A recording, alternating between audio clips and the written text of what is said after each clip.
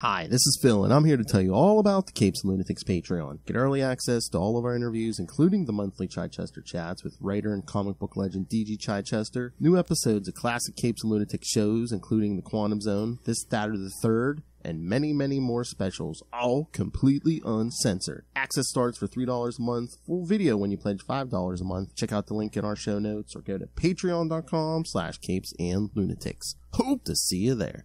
This is Jerry Conway, and you're listening to the Capes and Lunatics podcast. I'm here for Peter. We all got the Peter this week, kids, but we'll get there. Welcome back to another episode of the Ultimate Spider-Cast, a place where we respect Spider-Man. I am Phil, joining... That's right, hold him close. Joining me, as always, that other dimensional thread. It is. Hey, y'all, She's like, who, me? That's right, kids. We'll talk the new, well, Amazing Spider-Man number 25, hot off the presses. Hot like something else hitting the sidewalk. Anyway, and of course, we'll have a classic review of the Vibranium Vendetta. See, the only thing should we get 25 out of the way, or should we save it to the end as always? We can save it to the end. Okay, I was like, it feels good. We'll run out of time. Never. See, anytime we read if Lilith complains about a Spider-Man story we read, I'll be like, hey, at least it wasn't Amazing Spider-Man 25 and probably 26. Volume 6. Yeah. Yeah. Oh, yeah. Just Volume 6 in general. Okay. All right. Yeah. So, yes, kids. Tonight we are talking the Vibranium Vendetta, one of the annual events. Not the agenda, Vendetta film. I know. I think I said it. See, you didn't even know until you looked. All right. So, let me pull up the information here with special guest stars, the Black Panther and Iron Man. See, now it's like ingrained in my brain. I was trying to bring up Amazing Spider-Man Annual 25, and I put in Amazing Spider-Man 25, and guess what came up, kids? It's stuck in my brain. That can't be good for anybody. It's like, Amazing... Okay, not to spoil anything, but Amazing Spider-Man 25, it's like brain herpes. Alright, so... Yes, tonight we are talking the Vibranium Vendetta from the 1991 Spider-Man annuals. And for those you continuity freaks, yes, this event takes place between Amazing Spider-Man 348 and 349. So, because we got to squeeze everything we can out of everything that's Spider-Man. Yes. All right, so. Like I said, the Vibranium Vendetta Part 1, Amazing Spider-Man Annual 25 from September 1991. The Spider and the Ghost. Writer David Michelinie, penciler Guang Yap, inker Bud La Rosa, colorist Bob Sharon, letterer Rick Parker, and editor Danny Fingeroff. God, I forgot this is a Roxxon thing. Damn it. Yes. Just them the Maggie, huh? Yeah. Just use your real words. It's fine, I promise. Oh. No. Exxon, yes, we would love for you to advertise, but yeah, so we won't call. No, they can keep their fucking money. No, I meant Marvel. That's what Marvel was probably like back in the day. They're just like, oh no, Exxon. Are they even still? I mean, are they still around in any great capacity? Yeah, they're an oil company. I've never known an oil company go out of business. That's true, but I don't see a ton together, but not go out of business. Maybe it's just around here, but I don't see a ton of like gas stations anymore. If it ain't a Wawa, I don't want it. Well, I ain't got to worry about that for a while, but. Wow. What about Sheets? If we had that in Florida, maybe, yeah. All right, so. No, actually, Wawa's is basically Sheets. See? Yeah. They have the slushies and the deli and stuff, yeah. It's like Southern Sheets, right? Yeah. Okay. All right. Spider-Man has just caught two men trying to steal equipment from Empire State University. Mind your business. If you see somebody You didn't. After he knocks out the crooks, he begins looking through the packages of stolen material, and all he finds is a bunch of melted metal that appears to be worthless. Some scientist you are. Seems like I'm getting a package every other He doesn't day. fancy himself a scientist. I know. Seems like I'm getting a package every other day. Oh yeah, he's. I mean, to be fair, if I caught somebody stealing my stuff, as long as it wasn't like Moon Knight, Michael Bendis run, I'd probably give him a good what for. What that mean? Thanks for that, Phil. That made me chuckle. I saw that, and I believe that was from the Moon Knight Corps. So yes, of course. But I was like, oh, I'm like, Moon Knight nerds. I'm like, I have to. I have to share that with Lilith. And next, do one with Superman. The first appearance of those are do that one.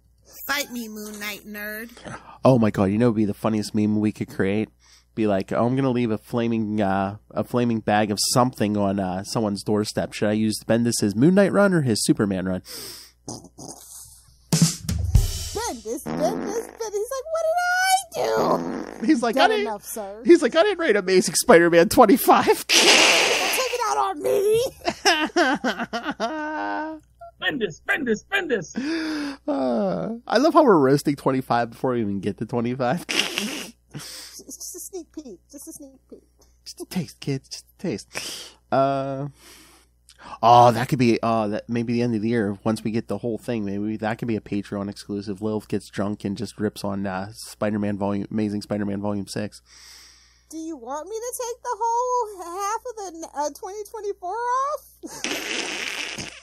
You're like, oh, screw September. It's like, Lilith's missing. She's on a milk carton now.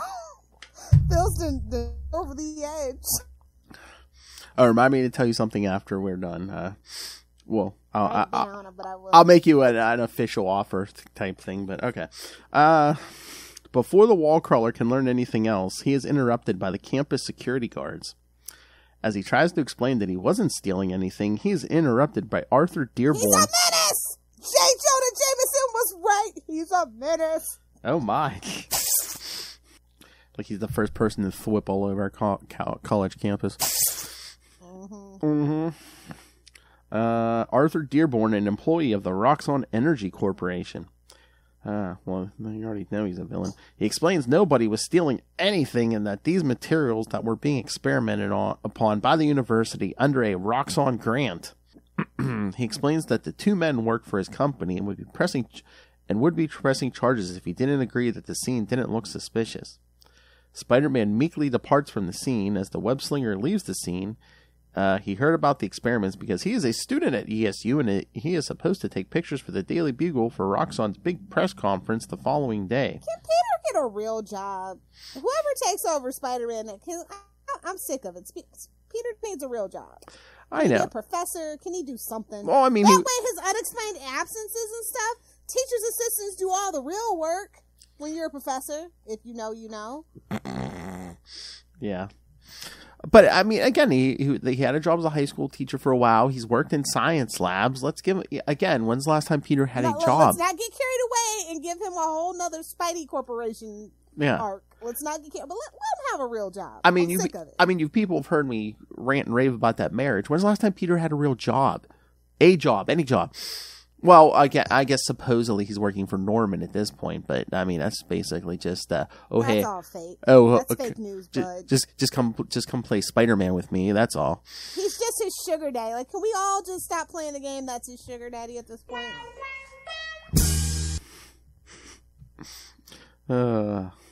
It's oh my! It's literally murder porn because Harry's dead, Gwen's dead. There's a lot of dead bodies between the two of them. Yeah. And again, oh god, I don't want to ruin the end of the Clone Saga, but don't. I know. He might be sneaking a peek, hoping we slip up. He recognizes the metal slag as being made out of vibranium and wonders what could have done that to the expensive and durable metal. When he returns home to discover that his wife Mary Jane has prepared a romantic evening because she has figured that Peter has told her that he loved her a million. Oh yeah. See, kids, see what we've missed the last 15 years, kids. Wholesome sex scenes between a husband and wife. Come on. Okay, hear me out though. We reboot. If the marriage ever comes back, we gotta have John Byrne doing the art on the honeymoon issue. That's all I'm gonna say. Oh, It'll sell 1 million copies. That- It'll sell 1 million copies, Marvel. Trust me. No, you double team it. Hey, no, you get Byrne. Oh. You get Byrne, and you make whatever devil's deal you have to with Todd McFarlane. Bro, the internet would explode. A honeymoon special. The nerd fap that would go on for that one, bro. Exactly. I mean, the honeymoon special drawn by Byrne and McFarlane. Tell me that wouldn't sell 1 million copies. Oh, Tell me. It's a dream, Phil. I'm gonna manifest it. It's fine. And Marvel, you can put as many variant covers as you want on it. I'm out here in the desert. Perfect view of the moon. Perfect time for manifesting. Exactly. And again, honeymoon special. You could do the lingerie variant. Wedding album. I'll buy another one. I told you. I'll buy 3. Again, just put me down for 3. Again, they didn't cash out on that first one. All it was an annual. Yeah, please give me that. Yeah, I know they kick themselves every day over that, bro. Okay, well, I think it was a quick. They just had to get it done real quick because Stan was doing it in the comic strip and the paper. Yeah. So yeah. Again, merchandise. Again, bring that marriage back. Merchandise the hell out of it, Marvel. Me and Lilith will pay the money. Don't worry. Just put me down for 3 of everything. It's fine. I was actually going through some of my the graphic novels and like the hardcovers and stuff that I deemed necessary to have at all times. And I was like, Batman, Green Arrow, Superman. Oddly enough, I decided to leave all my Spider-Man behind because I have such a bitter taste in my mouth. Oh my! Even my X-Men stuff's gone. I didn't bother to bring. I bought some of the soft covers, the hardcover stuff. So I was just like, that's interesting. Oh, was it on storage? Yeah. Oh my! Not essential. Not essential. You're killing her, I got Marvel. the Batman wedding album. That should tell you everything. I got that here in my room, looking at it. And that never even happened. Exactly. Get it together, Marvel. No, think about it. If they went full bore, not only for comics, I mean, you can merchandise the hell out of that wedding. I mean, merch, T-shirts, Lilith, Funko set of that marriage. Come on. Funko set, yeah. Funko, yeah. Mary Jane in a wedding dress, a Spider-Man in a tuxedo. Come on. Sells itself, man.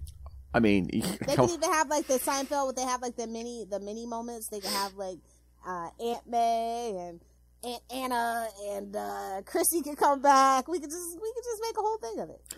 Marvel, I can clean up everything. I mean, the whole Mephisto thing, the current Zeb Wells crap with one word. You can retcon everything back to normal with one word. Mysterio. Ooh. I like our Betty Bant thing, but that's going to be a little tricky. Well, I mean, he could be a hired gun for Betty. Sure. He's the special effects guy. Hollywood hires special effects guys. Betty hired a special effects guy. Don't we have to update the story to he's a CGI guy now? Pretty much, but you know what I mean. Yeah, you know. Oh, Betty. Oh, seriously. How much sense would that make? The only practical effects guy around is James Gunn now. Sorry to break it to you, kid. Betty wanted to F up that marriage because she wanted Peter's Peter. Yeah, come on. They won't listen to us, but I'll put that on the manifestation list as well, Phil. No problem. And Liz Allen was her partner. Come on. All right. So meanwhile, as Peter and Mary Jane are having sex, in Midtown, the Kingpin meets with the industrial saboteur known as the Ghost. The Kingpin offers him a job to steal the secrets of Roxxon's new secret procedures, an offer that the Ghost accepts because he has a score to settle with Roxxon and offers to do it for free.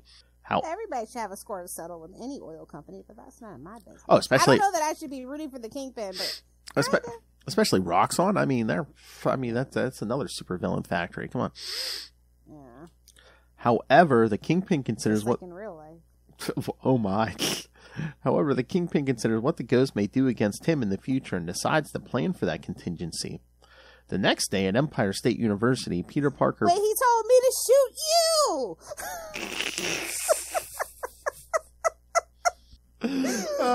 Just up the line. Oh, I shoot you. Psh, give me the money. Okay, now I shoot you. The next day at Empire State University, Peter... Best opening of a movie For sure.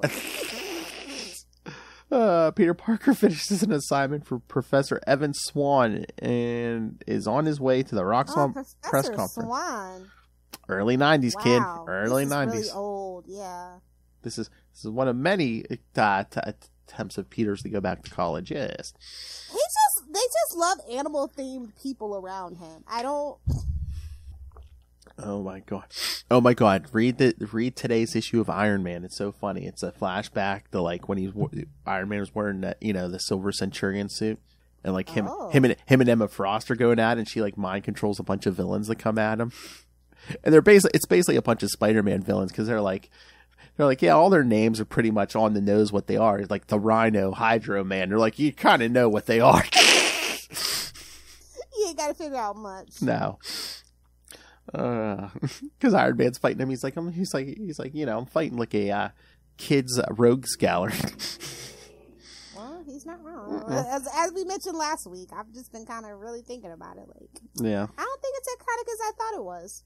I still think it is, which to me it makes me all the more ridiculousness. Sure, it makes me all the more angry when people poo-poo over the legacy. I don't want them to poo-poo over the legacy, but they are all kind of ridiculous and unthreatening. I was starting to get my... Very non-threatening. Sinister, you say? Are you sure? I was starting to get my enthusiasm back that I lost for Spider-Man after one more day, and then it's just like... Nick Spencer had me hopeful again, and then the whole Ben Reilly thing, I was like, yeah, and then it's just like... They love to pull the rug from under us. And I saw a couple people on... we're jumping ahead of ourselves, but I saw people on the internet, they're like, 25 issues, what's Zeb Wells done? Besides F with Peter's life, what have we done? I know, it's like, babes, his name is not Matt Murdock. This should not be allowed to be done to Peter Parker. I'm sorry. Wait this is like a Daredevil arc. Wait till the next Daredevil. I have thoughts on that Daredevil issue today. I think we have 2 to cover because I don't think we did 10 because 11 came out today. So we got to cover 10 and 11. I have thoughts on 11. All right. Remind me. Remind this old man to rant. On the way, he is stopped by his classmates Chip and Ethan to help move an oscillator Chip and Dale. that they're using in an experiment to accelerate plant growth. Sounds like something. Smoke the doobie. Is this something Lilith would do? Smoke the doobie. Man, keep your LED lights on all day, all night. That's all I'm going to say, and leave it alone. Lights all day, smoke all night. There's a little song in there somewhere. Chip complains about the funding and recognition the Roxxon experiment is getting when his experiment could double a farmer's crop each year. Now, what good would that do Monsanto, my dear boy? How can big companies make a profit off that, boy? Exactly. After helping his classmates and changing into a suit and tie, he can relate to Chip's frustration, given his background in science. They like to remind us every now and then. I love how he helps him move the oscillator. They're like, oh, it's lighter than I thought. He's like, oh, gotta watch the strength. Not far away, at the stage set up for Roxxon, Mary Jane is recognized by T'Challa. Not as tight, Mary Jane. Calm down. What? She's not as tight. I know.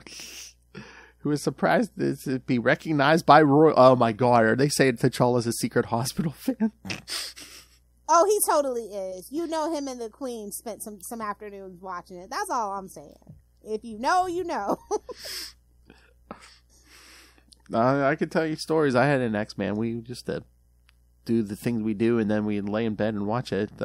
You know how many episodes of General Hospital I saw? Yeah. My family was a CBS family, so it was As the World Turns or something like that. Oh, not Bold and the Beautiful. Oh, maybe it was Bold and the Beautiful. Oh my god, I hope my grandma's not listening. Grandma, I hope you like those penis jokes. I'm gonna get a lump of coal for Christmas.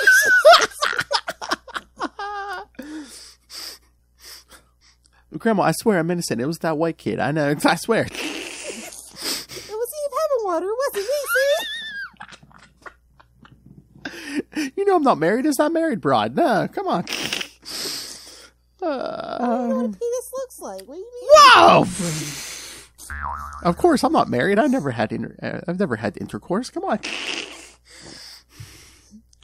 I'm a precious little flower. Come on.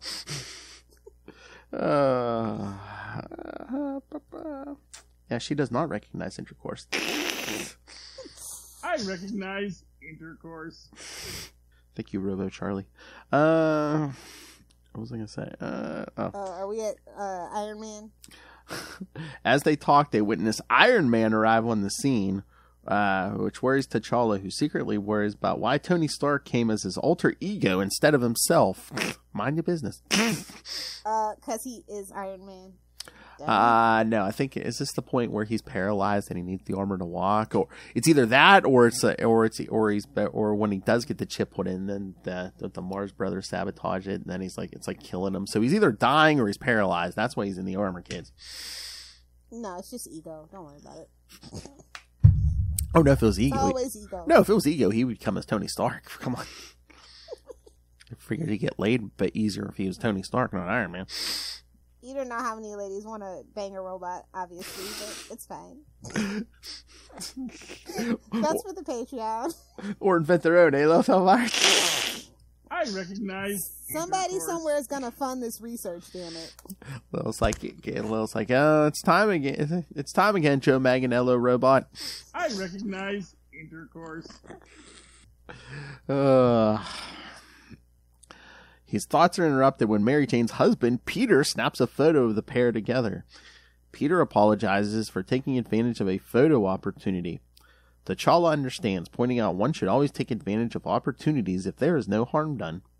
He then expresses his fear of what Roxxon is going to announce today as it may affect the economy of Wakanda, the world's only source of vibranium. Meanwhile, Iron Man gets a club soda to drink. He is all too aware... Yeah, alcoholic. Yeah, exactly. He's all too aware that people are noticing him in his armor. Unfortunately, it cannot be avoided as the armored hero needs to wear his armor all the time. Yeah, it's the spine thing. Yeah, I just looked up the footnote. Yeah, he had a stalker, kids.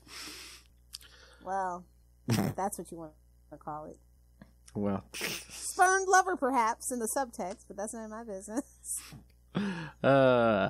Penetration all around. Anyway, meanwhile, Arthur Dearborn has his lab assistant setting up their demonstration. He sees Iron Man in the crowd and greets him. The two have a friendly relationship, Wait a minute, they did 50 issues of that damn storyline? What? Basically of his spine thing? Yeah, but there was stuff mixed in there too. I mean, like Operation Galactic Storm's in there. I mean, like I said, it gets better. He gets a surgery to get like a chip or something put in, but then like it's sabotaged or something. So, I mean, that's a whole thing. And then, the introduction of the War Machine armor's in there. And then, yeah, okay. And then that's the thing where it's like, he freezes himself, but meanwhile the world thinks he's dead, and that's when Rhodey takes over, and, that's the introduction of the War Machine armor, all that crap's in there. Oh, okay. I was going to say, oh my god, that's like milking it like freaking... Remote control armor. Maybe like the Arrowverse. Remote control armor, it's all in there. Two episodes later. He wasn't paralyzed that whole time, but yeah. No. Ugh. Yeah. The early 90s for me, Iron Man was not it. After he stopped being a drunk, it was just no fun. Demon in a bottle, baby. That was peak Iron Man, and then... The two have a friendly relationship, even though Iron Man is troubled that an honorable man like Arthur would work for a shady business like Roxxon. How is he honorable? He, toes the company line no matter what. Money talks, and you know what walks. Soon the demonstration is ready, and Roxxon's executive vice president, Jonas Hale, who demonstrates a new form of synthetic vibranium. This seems familiar.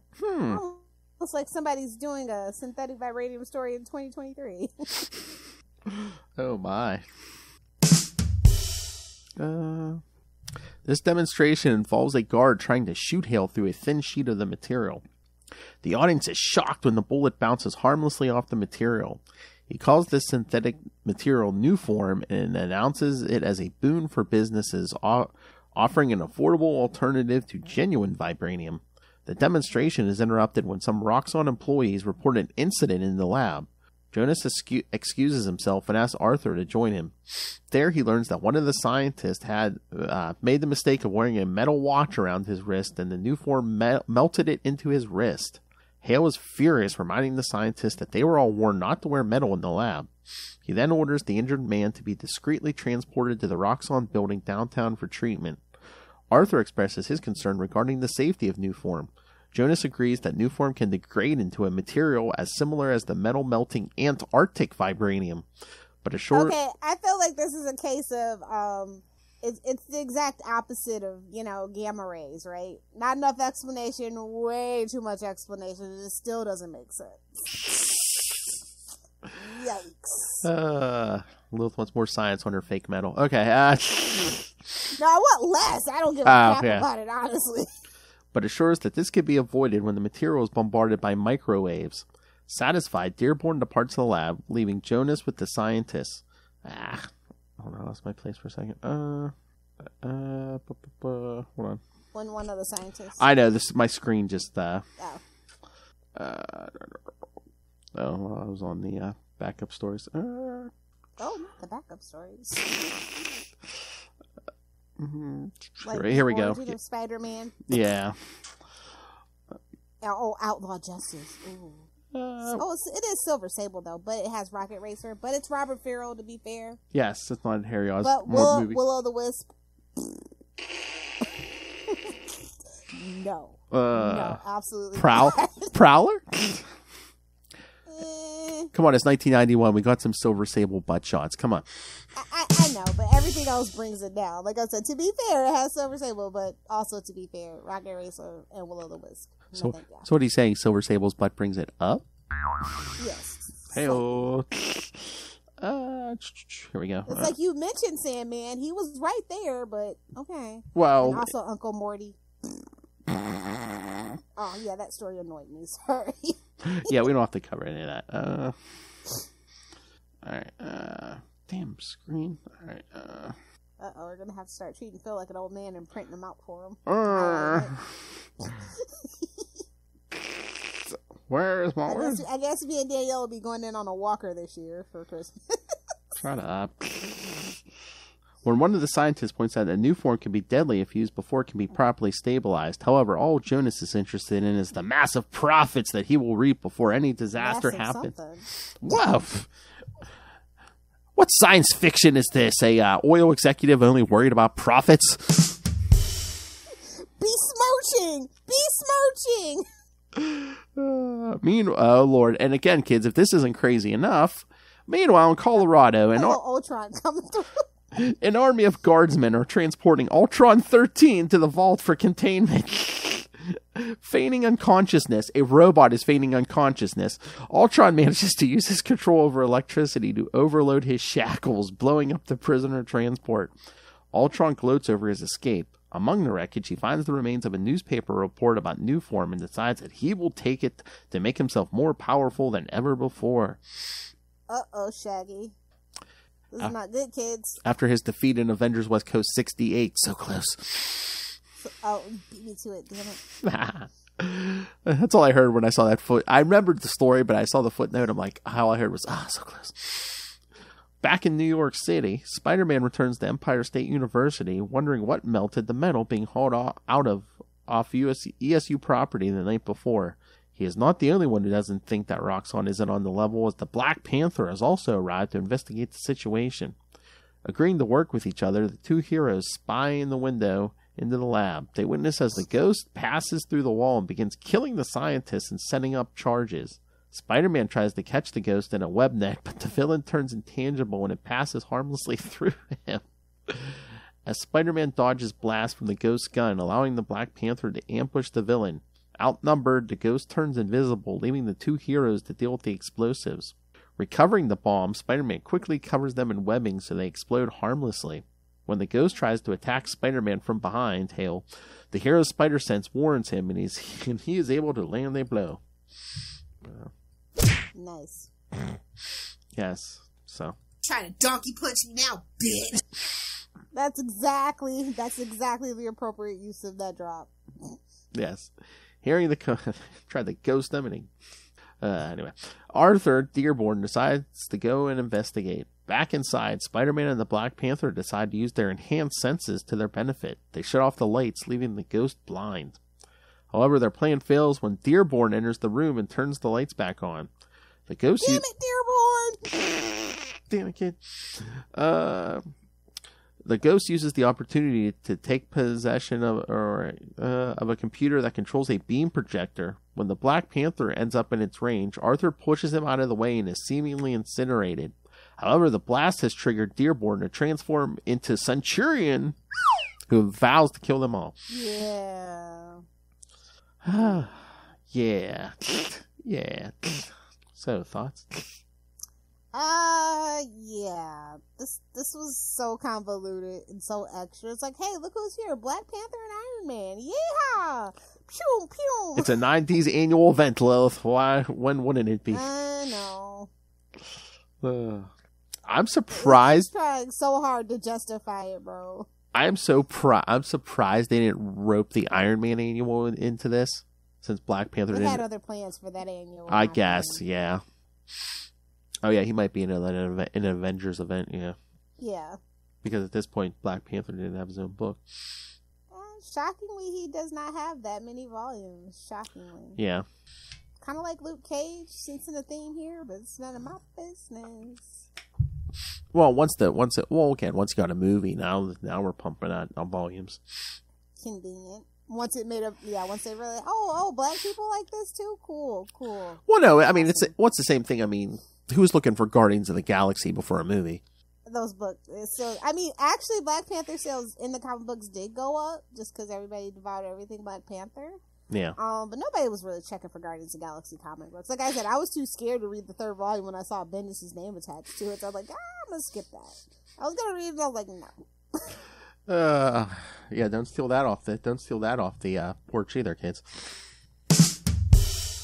And so, wait, I was thinking about it. I was like, because Rocket had a crossover with Deadpool that we did cover. So was he like the most popular character out of Guardians, the comic book version or something? Because there's a lot of things with him, like just as on a variant covers those couple of years and stuff. I think he was popular for a while, even before Guardians. Like his first appearance was like in the Hulk. So I think people liked some of his earlier appearances too. Sorry, side note. Anyway, Talking raccoon. How can you not? Little baby trash panda. You gotta love it. Exactly. But yes, this annual's cover was drawn by Eric Larson. Nah, I couldn't even tell. especially with that Mary Jane in the corner box down in the bottom there. Damn, his lips are big. Shut up. I know it's Eric Larson, but that's not what I meant. All right.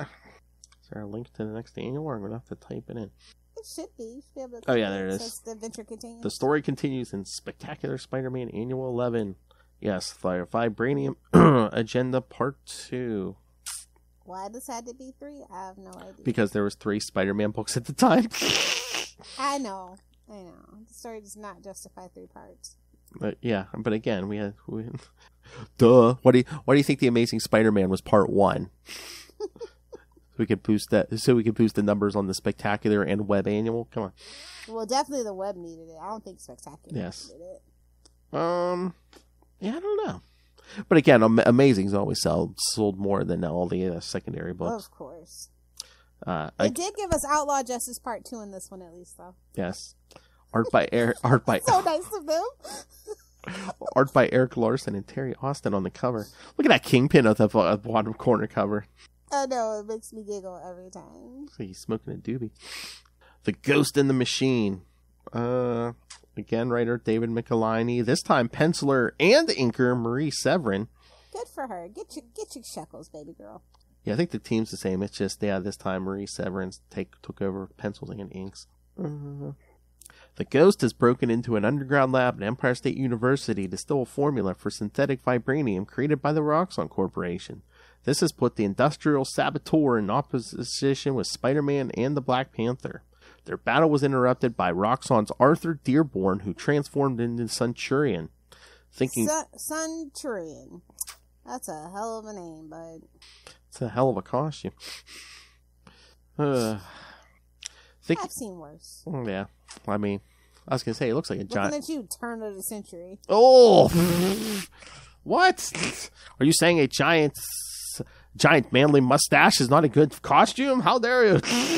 We're doing me now. That's an interesting artistic choice. And I look as good as I do, no matter how old I am, and I date younger men. Oh my. Lilith beat you to the punch, kid tail. Thinking all three parties were trying to destroy Roxxon's new form experiment, he has vowed to destroy them all. With the situation growing more complicated, the Ghost uses this moment to flee the scene. Centurion turns his attention to both Spider-Man and the Black Panther. However, before he can attack them, he is stopped by Iron Man, who demands to know why Dearborn is suddenly willing to commit murder on behalf of his employers. I think I know why. Talk about brand loyalty, jeez. We need the money, gimme. I know. What kind of contract is that? Centurion states that all enemies of Roxxon must be destroyed, and then he tries to take a shot at Iron Man. As Iron Man fends off Centurion, Spider-Man recognizes their opponent's power as being derived from microwaves.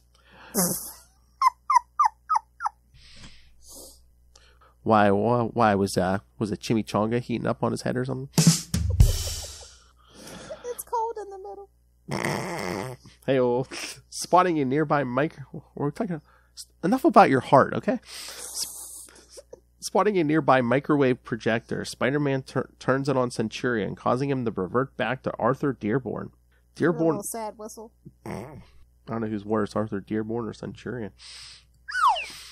Ooh. Dearborn apologizes for speaking of mustaches, Dearborn apologizes for attacking them, as the reappearance of his powers must have clouded his judgment. However, thanks to the microwave blast from Spider-Man, Arthur can control his powers once more. That's when security arrives on the scene, but Dearborn tells them to stand down. When Spider-Man suggests they try and find out why the Ghost had come to the lab, Arthur regrets to tell them that Roxxon's experiments are classified and he cannot divulge anything to them. Top men, okay? They have top men taking care of it, Peter. Whoa. We're doing me now? You've never lived until Maz has given you a ping. Just random drops, kids. Just random drops. No context, no subtext. It's fine. Oh, I'm going to wear a gimp mask and murder people. That could describe like how Gotham, Phil. No, I was going to say this could describe like half the people in this story: the Ghost, Centurion. Oh, I'm going to wear a gimp mask and murder people. Oh. I was going to say, well, Kingpin doesn't wear a mask. After the three costume heroes leave, a medallion worn by one of the security guards falls off and starts to melt. This raises concerns, but when Arthur tries to call his boss, Jonas Hale, but gets no answer. As such, he decides to dig deeper into the development of New Form, and this only concerns his greatest fears. New Form is nowhere near perfected and will start to decay eventually. A corporation putting out a defective product knowingly? Just saying we're going to get rich to not care about it, that they can cover the lawsuit with the money, the piles of money that they'll make? Get out of town. But Lilith, it was the end of the quarter. Trust me, I know the end of the quarter rush. Got to scrape every penny you can. Got to make those shareholders happy. Got to get them numbers up and like, yeah, we'll recall it later. Yeah, kid. And then we'll start to decay until it turns. What issue of Spider-Man radicalized you? Turned into the equivalent of metal-dissolving Antarctic vibranium. Reading Roxxon's business plan, Arthur is horrified to discover that the company he works for is planning on moving ahead with the sale of New Form in the hopes that they can develop a solution to the problem by the time it becomes a problem. That sounds like big business. That sounds like big business. Outside, Spider-Man, Iron Man, and the Black Panther spot Jonas Hale talking to the media to spin the situation. Iron Man suggests they investigate things further through their own channels and touch base the next day. When Spider-Man returns to his apartment in Soho, he discovers that his wife Mary Jane is away at a premiere for the night. With nothing else to do, Peter pulls off his mask and sits down in front of the television. Did you see the refrigerator magnet? Yeah. Oh, so okay. Batman, my favorite character. The chances never zero, Ray. I'm so sorry. It was in the story, Ray. I couldn't help it. So that means Bruce has been by. I'm just saying. Oh, he left his mark in more ways. Talk about shattering that bat signal. He left more than a magnet, kid. Batman, my favorite character. Meanwhile, at Fisk Towers, the Kingpin awaits the return of the Ghost. As the Ghost has turned against his former employers, he has set up sensors to detect the villain should he come to stab him in the back. The Ghost. He looks nothing like Patrick Swayze. They make that. I always think of like Space Ghost for some reason. Coast to Coast. Do you remember that? Yeah. I was going to say, didn't Spider-Man make a Patrick Swayze joke? I was like, 1991. Despite this preparation, the Ghost enters the Kingpin's office without setting off the alarm. The Ghost is furious that Spider-Man and his allies interfered with his mission. The Kingpin is no longer interested in getting a sample of new form and tells the Ghost that his mission has changed from stealing a sample to causing serious damage to Roxxon's holdings. The Ghost is satisfied with his new job and agrees. The funny thing is, Roxxon probably would have did more damage to himself if he would have known it interfered. Like any true corporation. Yes. Give it long enough and they're gonna implode. Look at you, Disney. There's no FDA in the Marvel Universe. Anyway, unknown to... Actually, there probably is. There's no FDA in the DC Universe, for sure. Yeah. Well, remember, there's not even... There's no regulation. Remember, there's not even toilets in the DC Universe. I was gonna say, no plumbing, no regulation. Everybody's just sleeping in their hands. Everybody literally just crapping all over the place. Almost like it's a Zeb Wells story. Anyway. Oh! I kid, maybe. Oh. Spoilers. That's what we can burn on someone's doorstep, some Zeb Wells issues. Unknown to everyone else, there's another player intending to learn the secrets of new form, the robot known as Ultron. And why is Ultron such a pain in the ass, Lilith? Who invented Ultron? Exactly. Hank, talk to the back of my hand, Pim. He's the godfather of bad life choices, actually. I know. In a secret lab deep below the city, Ultron is building an army of synthetic robots to assist him on his mission. While the following morning, Peter Parker is arriving at Empire State University and is surprised to see that Roxxon is packing things up, bumping into Chip and Ethan, two students at ESU, who are happy that Roxxon will be storing the vibranium in their lab for the duration. With the Roxxon experiments scuttled, they hope that more attention will be made to their plant growth formula. Later that evening, Spider-Man joins Iron Man and the Black Panther at a nearby Roxxon facility on Long Island. While inside the facility, Arthur Dearborn finally gets a hold of Jonas Hale and expresses his concerns, but they are quickly dismissed. As the three heroes sneak into the facility, they are spotted by Ultron's synthetic army, and the androids open fire on them. While security is distracted by the damage being caused outside, the Ghost sneaks in to commit his sabotage. Unfortunately, he is interrupted by Ultron, who has also used the diversion to get access to Roxxon's work as well. As you do. Yeah, you know you're a pretty damn shady company when you're rooting for Ultron. However, when Ultron tries to eliminate the Ghost, he finds his opponent harder to kill than he thought. While outside, the heroes discover they are fighting robots and pull out all the stops in order to destroy them and continue on with their mission. Intending to keep his employer's secrets safe, Arthur Dearborn has the facility databases loaded onto a helicopter in order to take it away. Iron Man confronts Arthur and tells him to turn over the data, but the security on board the helicopter begins to open fire upon the Golden Avenger. Knowing that they can't stop Iron Man with conventional weapons, Arthur Dearborn allows himself to transform into Centurion once again and goes to confront Iron Man. While back inside, Ultron figures out a way to get around the Ghost's invisibility and intangibility powers, using his eye beams to set off the emergency sprinklers. With the water affecting his stealth abilities, Ultron blasts the corporate saboteur outside of the building. Seeing that this is a no-win situation, the Ghost decides to make his escape. On the surface, Spider-Man and Black Panther have finished off the last of Ultron's minions and turned their attention to the battle going on between Iron Man and Centurion. In his attempts to neutralize Iron Man, the Centurion accidentally damages the helicopter, sending it falling to the ground below. However, Iron Man uses a magnetic force beam to lower the helicopter safely to the ground. Corporate mascots fighting each other, kids. Horrified that he almost harmed someone innocent, Centurion stands down, changing back to human form. He is angered when he discovers that Iron Man is downloading the data collected. Man, Tony Stark just sticking his stuff into everything, huh? Dearborn orders Iron Man to stop and threatens to have them arrested. However, the three heroes refuse to allow Roxxon to cover up any dangerous secrets regarding their new discovery. Frustrated with the heroes, Arthur tells them to leave. Spider-Man and his allies then begin trying to determine who sent the androids to attack the facility. Outside of Empire State University, Ultron detects that his androids have ceased functioning. It's then that he is approached by Pembroke, the Kingpin's assistant, who offers the Kingpin's resources, suggesting that if they work together, they can both get what they seek. Although Ultron hates human beings, he decides that his partnership would suit his needs and accepts the Kingpin's offer. The following morning at Empire State University, Chip and Ethan are continuing their study on plant growth. They are surprised at the sheer number of police officers that are on campus that morning. They continue to work, happy to finally see Roxxon leaving the campus. As they work away, they are unaware that crates of Roxxon's new form are in the basement and the materials becoming unstable, causing the nails in the crate to begin melting. And Lilith is right, this could have been done in 2 issues. Could have been done in 1 between us hands. Yeah.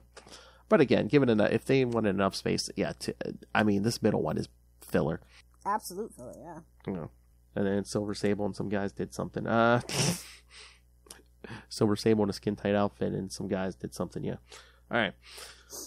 Oh, yes, kids. And this thing will take place between Spectacular Spider-Man 177 and 178, which I believe 178 was part 1 of The Child Within by J.M. DeMatteis. Friend of the show. Scroll down, and also, scroll down for his interview and scroll down for our coverage. Or the easiest way, just go to our playlist on YouTube. Or do both, kids. Watch it on YouTube and then download the podcast. Or download on the podcast and watch it. That's what I said. I don't know. Yeah, what she said. That's what she said. All right. Thoughts on this? This cover is interesting. What's Spider-Man and the Black Panther leaping over Iron Man? Yeah. There's a lot going on here. Gotta squeeze them all in the cover, Lilith. Ultron in the background. Yeah, and these backup stories are they give us part 3 of Outlaw Justice, my favorite. But like the origin of the Hobgoblin. Oh, in the next part? Origin of the Green Goblin. Origin of Venom. Oh yeah, and the Web of Spider-Man. Oh yeah, they're just doing villain origins. Yeah, I know. Fast Feud 2, Speed Demon's Revenge. Flop. A Rocket Racer versus Speed Demon. Yeah, enough's enough. Enough is enough. Man, they're really giving they're not giving you your money's worth. $2 low. Page count. Listen, they're giving you your page count. I don't know that it was worth the money. Well, 64 pages for $2. They're giving you 6. They didn't say it was good. Well, yeah, I'd cream my jeans for $2 for 64 pages in 2023. No lies. Exactly. Did you see? There's a bunch of Marvel books this week. They bumped them to $4.99, but they give you a backup story. They're like, DC got away with it. We can do it too. I know. And they're charging $5.99. Sometimes $6.99. But that's not my business because I don't read those books.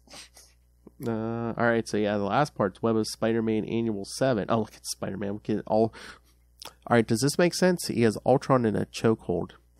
Last I checked, robots don't have to breathe. Ultron does. It's fine. It's okay. That's where his power source supply is. Don't worry about it. Don't think too hard about it.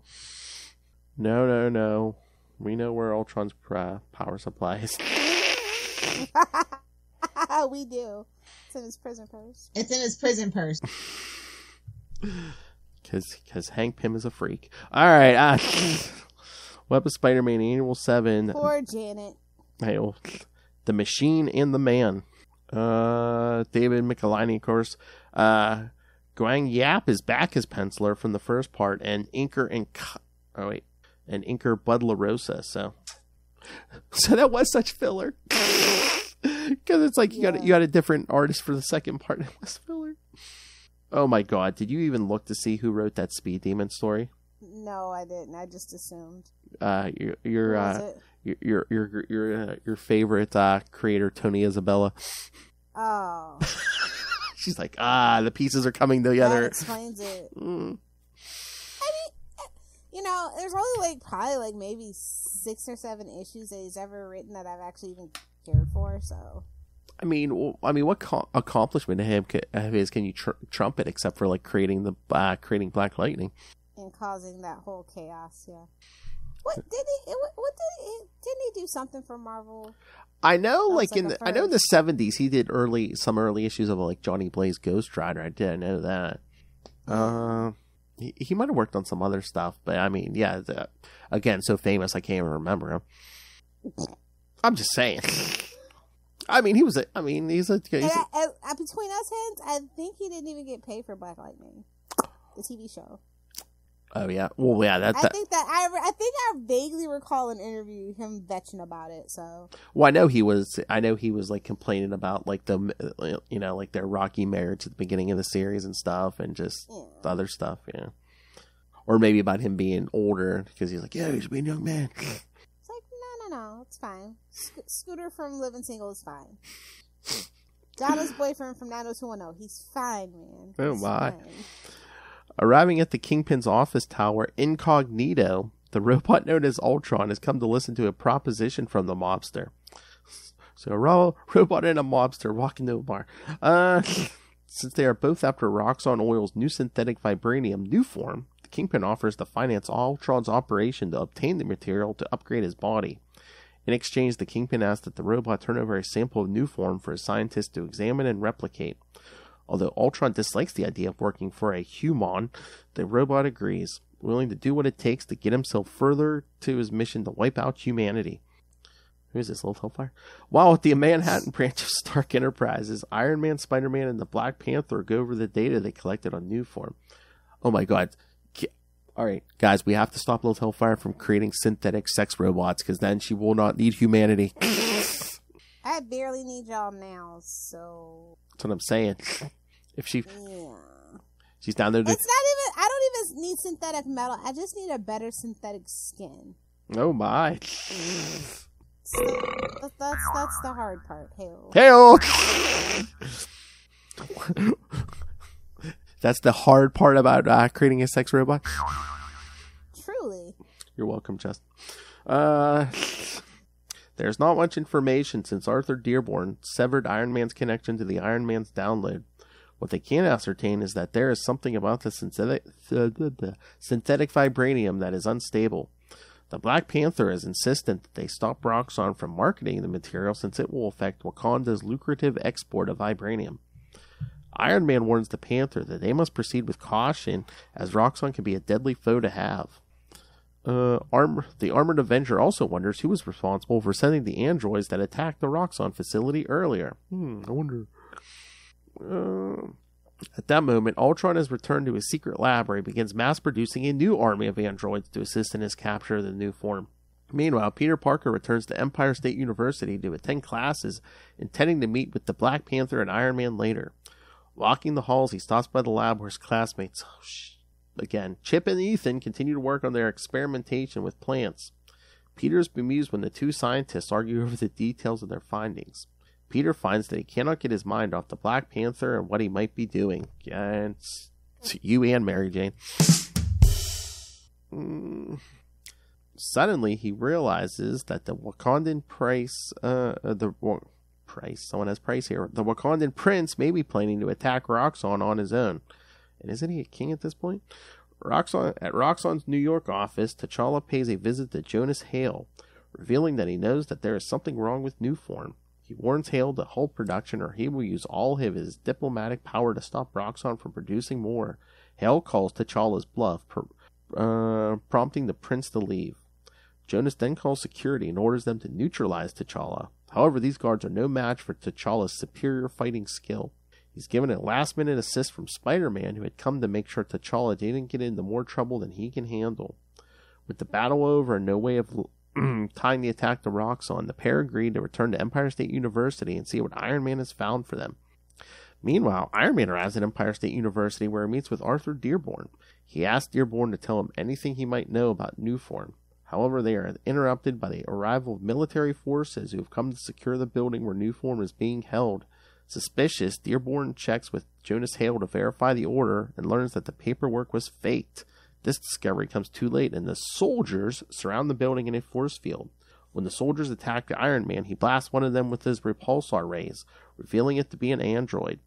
When Iron Man is unable to pierce the force field, Arthur transforms into the Centurion and teleports into the facility.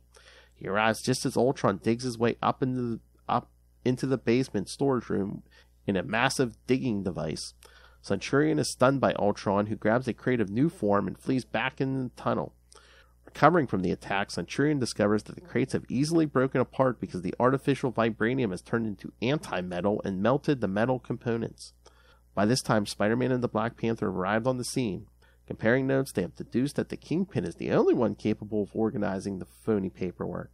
When Centurion returns and tells them that the new form's transformation into Antarctic vibranium due to exposure to microwaves, Spider-Man realizes Chip and Ethan's botany experiment was responsible for accelerating the decay of the synthetic vibranium. So yes, kids, Chip and Ethan were the big villains of this story. How dare they? Couple stoners, man. Spider-Man and Black Panther rush to stop the experiment. Iron Man and Centurion burrow underground to find Ultron. En route, Spider-Man and the Panther are swarmed by the androids disguised as soldiers. While down below, Iron Man and Centurion clash with Ultron, who is capable of automatically repairing himself. When Spider-Man and the Panther reach the botany lab, they discover that the microwave experiments have already been stopped. Suddenly, the building next door begins to collapse. Before they can act, someone comes to tell Spider-Man that he has a call from Wilson Fisk. Taking the call, Spider-Man learns that the Kingpin has been monitoring the situation and, believing he had been betrayed by Ultron, offers his aid to the heroes in order to save the city from destruction. You mean the city where he has all his holdings? Yeah. With What do you mean, all the spices? He's an importer-exporter. Spider-Man is able to radio Iron Man and give him a frequency for a sonic blast that will incapacitate Ultron. This allows Centurion to unleash a powerful blast that buries Ultron under tons of rubble. Somebody had too much chili. Oh my. With other concerns, the two armored men recover the new form. Returning it to the surface, Iron Man returns the material with the rest of the supply.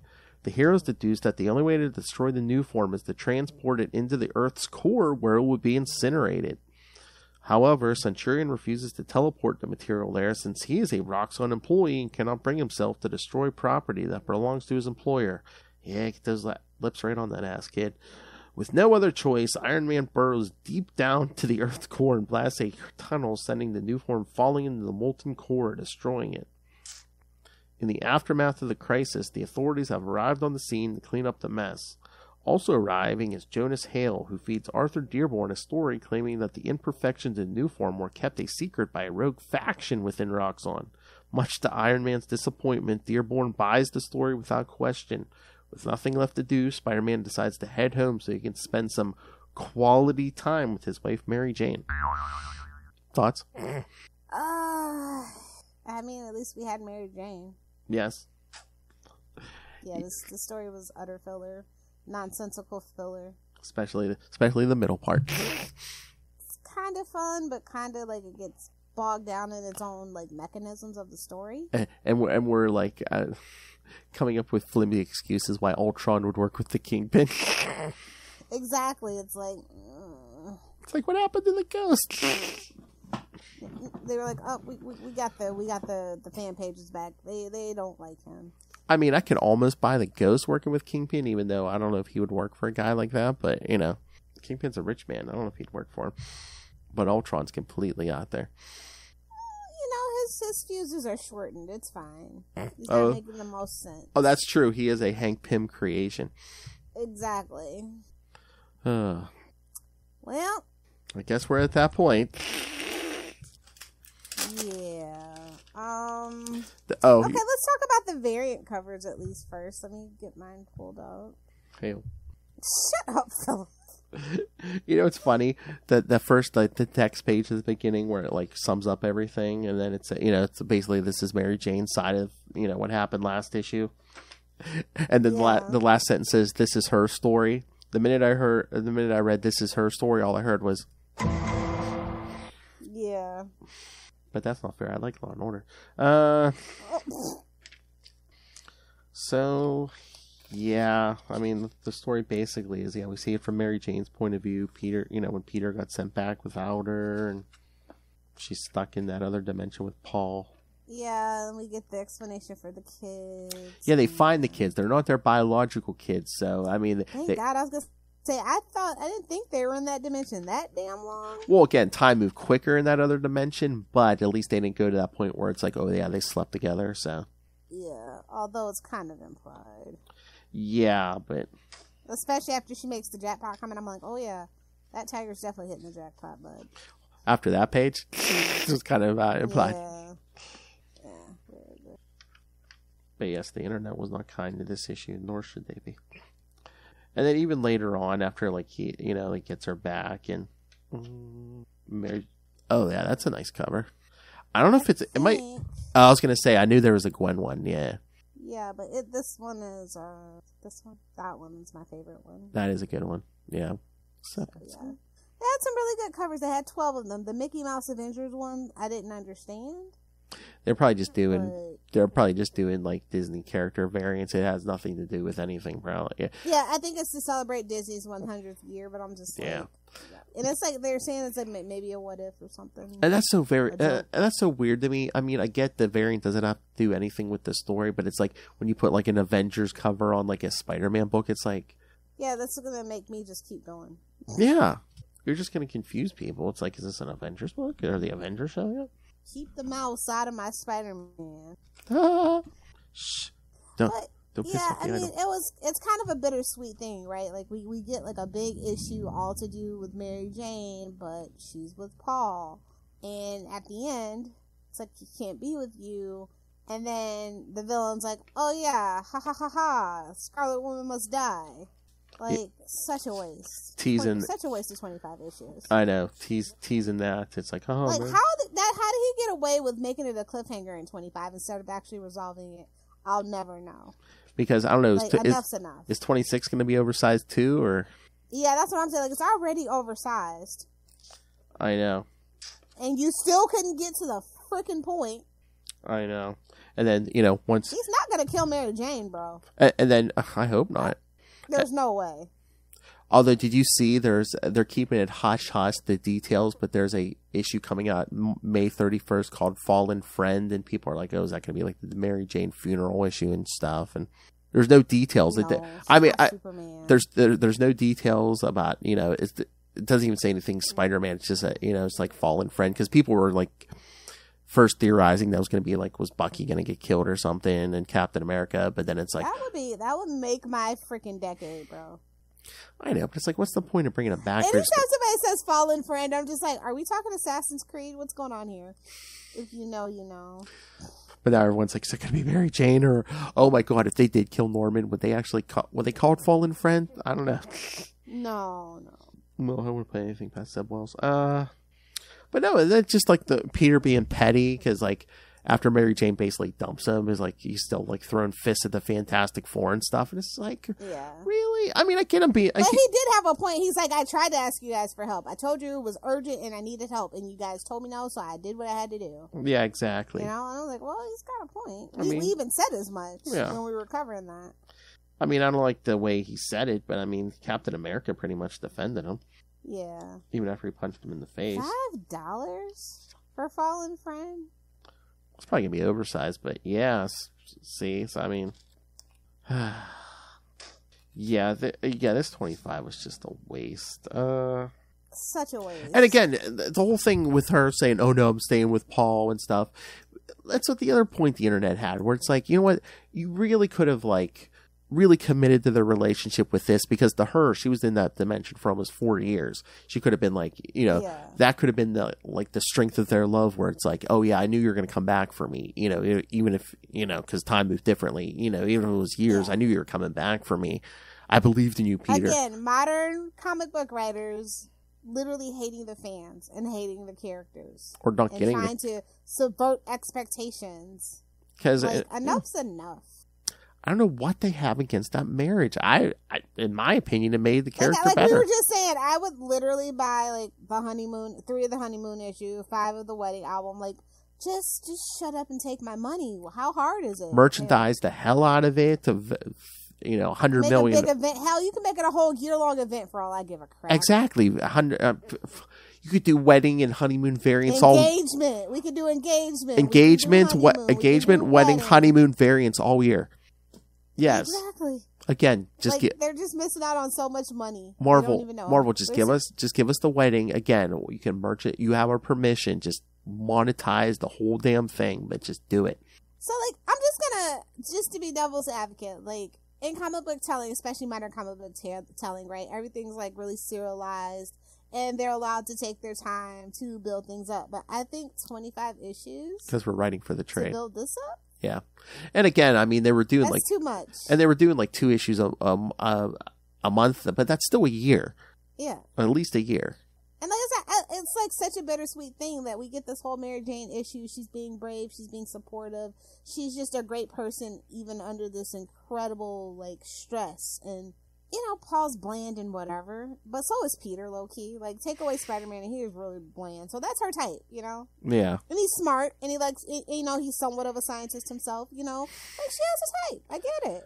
But again, as far as I don't know if they're just teasing us with that too, because I mean, have we ever seen like Mary Jane and Paul be like romantic in any way? I mean, have they kissed? Have we seen them kiss? I can't remember. Not on page. They know better. Yeah. Everything's just kind of implied, and we're assuming here. Yeah, and again, that's why those kids aren't their biological kids. Now that really would have been something. Again, like, it's either like poop or get off the pot. Either be brave enough to go the full way or don't. Like, I felt like that was like a half measure for sure. And what about he wasn't too sure about doing that. And what about the joke Peter, Paul, and Mary Jane? Exactly. Well, that's a threesome I can get behind. Hell. Wow. Yeah. Maybe we'll get a throuple. Who knows? But it's. I mean, it didn't work for Logan and Jean Grey and Scott, but maybe another redhead can pull it off. I don't know. But her just it reminds me of that meme. Me and you and you and me and you and your friend Steve. But in this case, it's Paul. And again, why wouldn't she leave Paul? It's like, they bonded over all these experiences. What about all the experiences she's had with Peter? That's a true thing. She's got Stockholm syndrome. He's the bad guy. Paul's the bad guy. Okay, even if you go that liver thing is not real. Definitely. Even if you go that route, I mean, shouldn't she have Stockholm syndrome with Peter? I mean, how many more traumatic experiences has she had with Peter? Hail. Like Lilith. Yeah, but he always runs off at the first sign of trouble because he's Spider-Man. He has to. Paul doesn't. He's there. Yeah. He's there in those actual moments. But how many times has she been attacked by goblins and chameleon and Yeah, but again, Peter's usually not there. Yeah. And that, he's missing. That's how they find her, because he's off doing something else. And they're like, ha ha ha ha.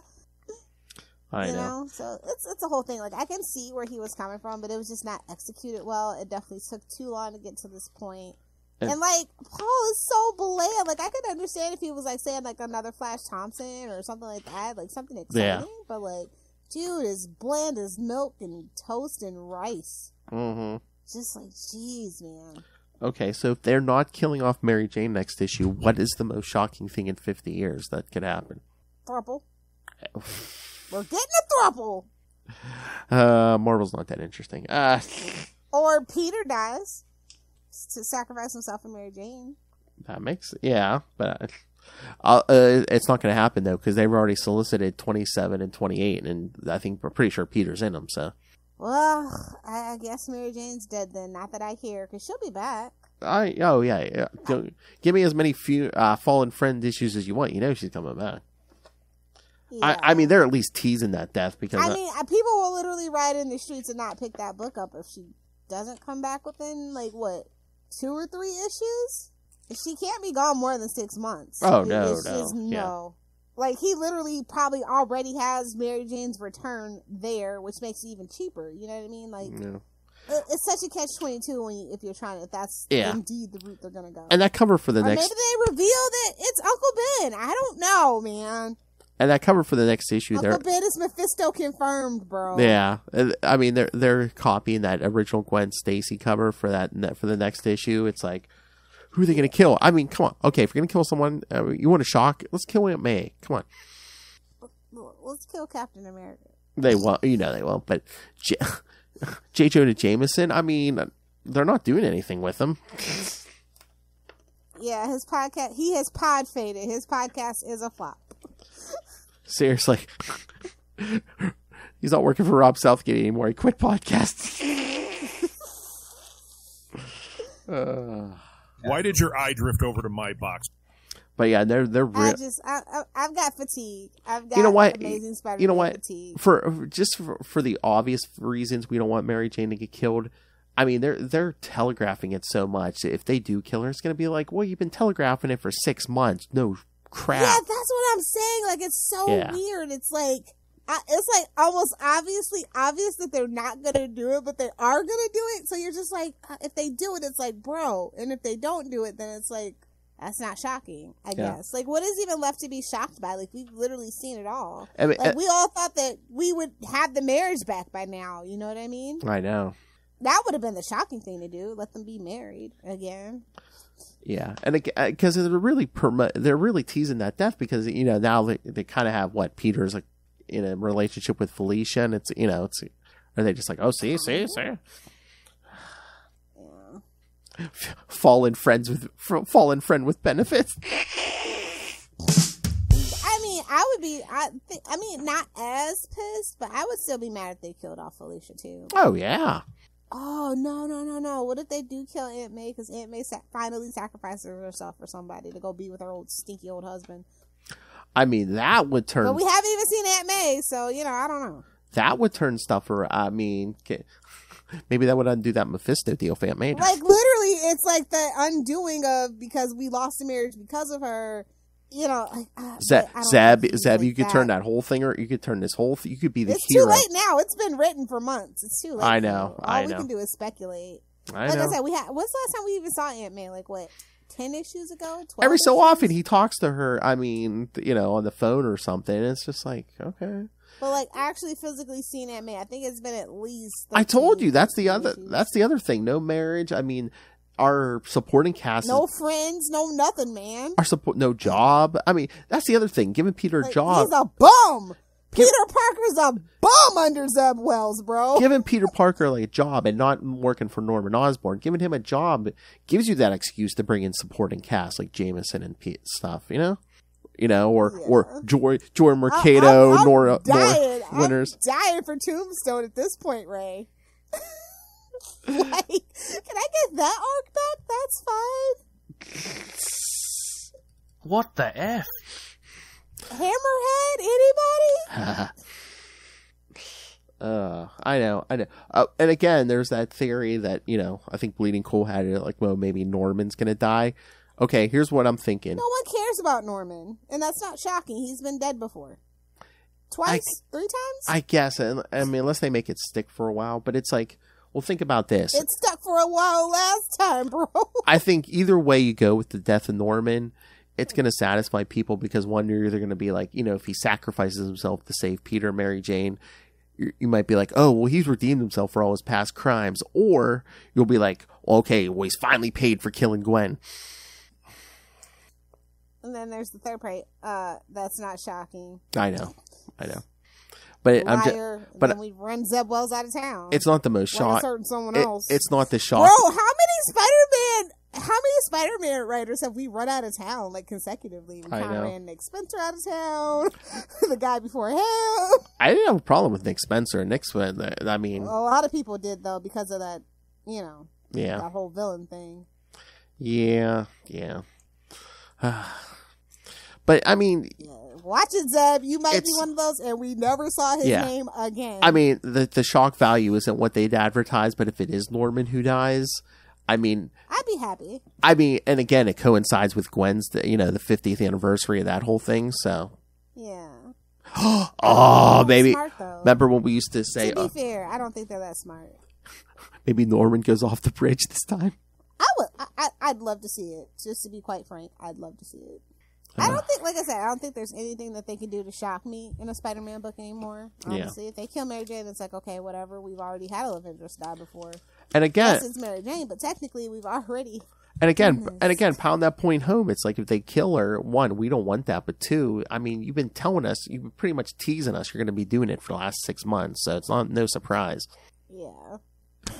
Buy this book, kids. I'm just, like I said, I'm not even going to pick up the next issue. I'm just going to let Twitter tell me the spoilers. I am out on Amazing Spider-Man until we get a new writer. I'll tell you. I know. I'll just be here to ask you questions when you talk about the new issue. Okay. I'm gonna read. I'll read another. So like I said, I'll read Venom. Probably, I'll be reading Venom, Carnage, stuff like that. But I am not reading Amazing Spider-Man. I'm good. I'm good. Did you get the new Free Comic Book Day issue? I did, of course. So I got it on Free Comic Book Day, no less. So and then it bought Funkos and everything. So I'm assuming this. I got a Venom Funko. I did. Yeah. I finally bit the bullet on that. So I'm assuming this is teasing a new Craven arc, and we do see Doc Ock at the end. I know Doc Ock's coming up in like 27, 28, so bring it. We're at there. Try not to ruin them, bud. Seb's gonna, try not to ruin these classic rogues. Yeah, it's like you can go ahead and make up your own rogues. I don't care. Just don't touch my classic ones. I know I say they're ridiculous, but they're my ridiculous rogues. Scribble Man? Don't ruin my childhood. The Scribble Man? Yeah, exactly. So what happens in the Free Comic Book Day issue, kids? Spider-Man spanks the monkey. I almost went Grodd, and I'm like, wait, wrong universe. I know. I mean, DC has a few. Grodd, Monsieur Mala. I mean, come on. Where's Marvel's great? Oh, well, we have, was that 8-Man?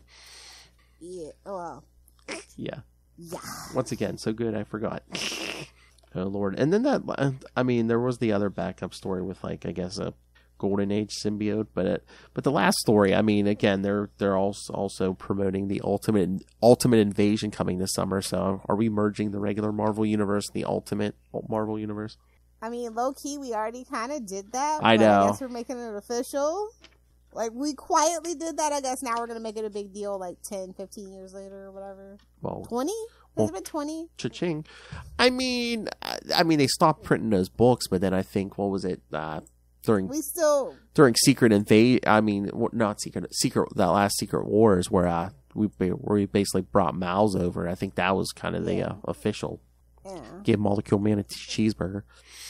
Yeah, so yeah, like 10 years. Yeah, not quite. I think was that 2015 maybe? Yeah, so I mean it's not like close, but yeah. It's good enough for me. Just round up, bro. Exactly. Let's get over with. I know Lilith doesn't give a crap, but yes, Spider-Man 2099 Dark Genesis #2 is out. So, like, I'm still confused why that book exists. Can you justify it, Bill? Well, again, he's gonna be in Across the Spider-Verse, and I don't know if they're like trying to build up like the 2099 line again, because it seems like Steve Orlando's like giving us like updated versions of 2099 characters or new 2099 characters like Blade 2099. Oh, it's not his daughter? Okay. No. Probably his grandson or something. Boo. Missed opportunity. And then I guess vampires age slowly, dummy. I know. Unless he killed or something. But of course, yes, we're getting like a version of Carnage in here, so. Shut up! A symbiote! Yep. Okay, that looks like Scorpion and Carnage had a baby, but that's not my business. Oh, not yeah. invested in 2099, you're never gonna make me. Oh, yeah, and look who's back, kids. Moon Knight 2099. Oof. At least there's something for Ray. Yes. It's a really nice package. It's a lot of meat. Yeah. A lot of bullshit, too. Whoa! It was just a really nice package. Sorry. Enough I'm of 25. So frustrated. I know. Yeah, I'm so frustrated. It's so sad. So, Amazing Spider-Man. Like, I read Extreme Venomverse, right? And I liked it more than I liked Amazing Spider-Man. I was almost going to pick that up. Is that good? It's better than that. Okay. Yeah.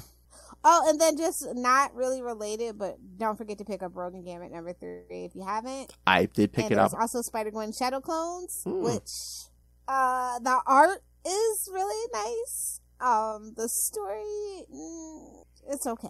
But the art is it's nice. Yeah, I mean, I swear they've dropped the ball with her so bad. So hard, bro. It's. I was hoping, but it's multiverse shenanigans. That's what everybody's up to nowadays. I was thinking, would it She's be not special anymore? I was thinking, would they ever do something like in 26, like say Mary Jane like sacrifices herself and like I don't know somehow like again with the Scribble Man, it's so weird. Like if reality gets warped, where like basically Mary Jane gets like shunted out of reality, and all of a sudden like a live Gwen, like original Gwen, just like snaps into existence. Now that would be actually shocking, and I mean, I don't know how. So basically, Mary Jane just takes Gwen's place. Actual Gwen Stacy fan, just to be like original Gwen Stacy, crybaby Gwen Stacy. Most iconic thing about her is her headband, Gwen Stacy. Ooh. I know, but who knows without... No, compared to our fierce, independent, loyal, can throw a punch Mary Jane, that's just such a piss poor trade-off. I was about to say with a good writer, but I mean, we have Zeb Wells right now, so yeah, I don't know if I went that for... I don't want to poo-poo on Zeb. The editor, like, there's editors that approve the story. They had merit. People are calling for... And there are, like I said, new fans. I've noticed that new fans really like the story. They're trying to push out the old fans because old fans expect too much quality. We have like these expectations of things. It's kind of like The Sims, right? Like The Sims 3 had an open world. It was great. It was like the best Sims game ever. And then we get to 4 and we're back to a closed world, no cars, just got freaking infants, things like that. And it's because new players who never played those previous games don't have the expectation for quality and what we could really get the game development team to do. Like they just take it. It's just pretty and that's enough. And that's the whole thing. I think a lot of old fans and a lot of different fandoms and genres of things are being pushed out because the younger generation doesn't have that expectation. Me and my friends have a joke. It's like, after our generation dies, hell, they'll probably take away the kids' driver's license and they'll gladly give them away because none of them drive anyway. Like things like that. Yeah. So it's just like, I think that's honestly what it is. They're trying to drive away old fans so that they can give. I mean, they've been trying to get rid of that marriage do off. Less and charge more. Yeah. That's the point. I guess. But I mean, they've been trying to get rid of it. Like they're slowly giving us crappy backup stories and charging more. Like nobody asked for a backup story. Nobody. I mean, who wants a backup story in a normal book? Nobody. Just give me my damn 24, 26 pages and keep it moving. Yeah, again, it's how about we keep the price the same and don't give us a backup? Exactly. Or again, just start printing on newsprint again and lower the price. I don't even think they're allowed to technically anymore. For environmental reasons. Maybe. Yeah, but isn't it biodegradable though? Yeah, but like they actually have to use real trees. I guess. Then you plant another one. Well, that's called offsetting your carbon footprint, which they're supposed to be doing anyway. But I don't know why they won't use newsprint, but I think it has something to do with that or something. I don't want to go back to newsprint, to be quite frank with you. I know, but that makes your books more valuable if they can fall apart. It allegedly. Yeah. Allegedly. Have you seen a signature on one of those old things? It's disgusting. Oh, yeah. Ugh. Just the thought of it. All right. Are we? I like my pretty shiny paper, Phil. You have to take it out of my cold netting. I'm just saying, like a cheaper something, so we can just. They're gonna find a reason to up the price regardless. It's a recession. I know. Inflation, yada yada yada. It's gonna go up regardless, and I don't want to downgrade in quality. For getting less quality for double the price. No, thank you. The only newspaper print company I like is Alterna Comics. They're the only ones that are allowed to do it because that's their thing. Did I see something online? I don't know if it's true, but it's something about Alterna Comics. Like, I don't know, for some reason they don't they're not good to the local. They're not good to the comic shops or something. Or oh, that is probably true because, like I said, you're supposed to actually technically order off Etsy. Now, your local comic book store can order for you. I have seen them in local comic book stores, but they're very far and few between. Yeah. But generally, they encourage you to either order from their website or order off Etsy. But in turn, I heard that the local comic book shops really don't like the really small press company, independent, small print press companies anyway. Well, yeah. So I think it's a little bit of the back and forth thing as well. Well, because it's hard to find like AWA, anything that's not like Zen Comics, IDW, like really small. Like the comic books, the local comic book stores have really turned on Archie as well. So it's a whole thing with like the smaller companies that are doing like these really small batches. Like they just don't want to deal with them anymore. So. I mean, I'll stand by the local comic book shops, but at the same time, I'm gonna just say the things that I've heard and seen personally. Yeah, well, I guess if people aren't coming in and asking for it, it's like these stores are like, do we want to take a chance on buying this product, paying for shipping and stuff? That's actually Alternative's business model, and why they keep it so cheap is that they don't have to unless it's like on demand from a specific small, like a local comic book shop. But everything is like in their warehouse, and they can just ship it out on demand. Or from the Etsy store. Yeah. So, like, that's their model. So, I don't know what everybody's so up in arms about. I know. It's not like it's Amazon taking your business. You know what I mean? Yeah. Be mad at Amazon. Don't be mad at small independent companies. Be mad at Roxxon. Exactly. All right. Should we get out of here? Yeah, let's do it. All right, kids. Next episode will be... Give us your thoughts on 25. Tell me I'm crazy. Tell me I'm wrong and that I should keep reading Amazing Spider-Man. Yeah, whatever your opinion is, yes, just send in your thoughts. If you can defend it, if you agree with us, just, send in your thoughts. Ray, why do I have a feeling you like the story? Which is okay. It's totally fine. Opinions make the world go I think even he was losing interest after the whole Tombstone left the book. He's just like, eh. Like, honestly, that was kind of a turning point. Well, again, he had to get through all the, the X-Men crossover. And remember, we poo-pooed on Ben. Spider-Man needs to be in his own little corner for like 2 years. And remember, so do the X-Men. Remember, we were poo-pooing on Ben Reilly before we even got to this point, so. That was such a mistake, man. They've just been making missteps everywhere. Like I said, they hate old fans. They really do. It's my working theory at this point. Seems like it. They want us to go away because you can bring the marriage back, and again, if you want a single Spider-Man, give Ben his own book or something. Actually, give Miles something to do, or Ben something to do. Miles and Ben, you'll have two single Spider-Men. You can have enough dating drama over, with those two. Come on. All right, but next time we're going to talk Life in the Mad Dog Ward from Web of Spider-Man 33, Amazing Spider-Man 295, and Spectacular Spider-Man 133. April was bad. And then in 2 weeks we'll cover Spider-Man 29 through 31, Return to the Mad Dog Ward. I believe both of those are written by Ann Nocenti, so. Interesting. Yes. And then, of course, we'll round out the month. The Bad Babysitters Club will be back to discuss the final issues, revelations, the final issues of the 90s Spider-Man Clone Saga. So, as Ray and Dave... Bro, I'm going to need some live reactions, Dave and Ray. Dave and Ray will discover who the mastermind behind the Clone Saga was. Hey, Dave, you think you could get Chuck Dixon to give his reactions on the review? Yeah, he'll be like, F the big two. Like, no, I'm always curious about, like, what other comic book writers think about, like, like it was such this big, long, drawn-out thing. That, a lot of them were reading along and were probably pissed as and Chuck Dixon's probably one of the few people that will give an honest opinion about it. I'm always, I never... mean, JM did kind of give his honest opinion about it, but... Oh, yeah. He left the book during the Clone Saga, and then he came back right as it is over. So what do you think is the reaction? No, I never want to insult the man, but I always want to ask Chichester, what did you think of so-and-so's work? Or what did you think of this story? Yeah, no, he's so sweet. He wouldn't. Yeah. He didn't even poo-poo on poor Alan Smitty, Well, they're good friends, so... No, The only one Chichester will poo-poo on is Carnage. They would have let me write it. I'll write this, but they'll let Carnage do it. All right, kids. The 90s. Carnage had free reign. Oh, yeah. All right, kids. So, send us your thoughts. Email us, CapesandLunatics@gmail.com, or call the voicemail, 614-382-2737. That's 614-38-CAPES.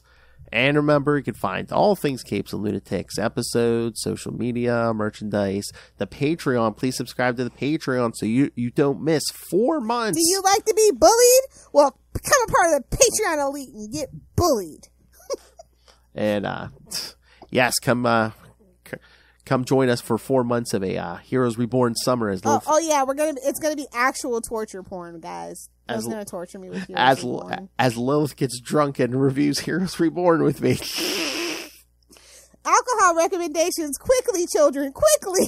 Oh my god, would that be the greatest episodes ever? Like, not only are you like drunk and high or whatever reviewing Heroes Reborn, but if you're on camera and like actually strapped to like a torture rack or something.